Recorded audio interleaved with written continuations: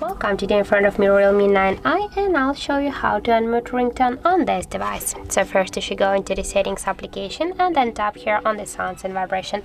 Just to unmute ringtone you should swipe this white dot to the right side with your finger, and as can you see here the ringtone volume is set up. And now just we got also the second way how we can do that. Just here be first sure that in volume button function you got selected the ringtone volume, not the media one, and now just press your up volume button.